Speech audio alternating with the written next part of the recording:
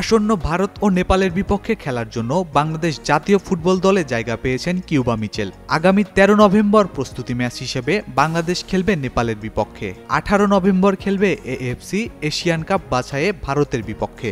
উভয় ম্যাচের জন্য জাতীয় দলে নতুন করে ডাক পেয়েছেন কিউবা মিচেল ও মোর্শেদ আলী। 27 জনের প্রাথমিক স্কোয়াড থেকে চোটের কারণে বাদ পড়েছেন ফরওয়ার্ড মোহাম্মদ ইব্রাহিম ও ডিফেন্ডার রহমত মিয়া। দলের এই দুইজনের জায়গায় কোচ হাবিয়ারের কাবরেরা এবার ভরসা রাখছেন মোর্শেদ আর মিচেলের উপর।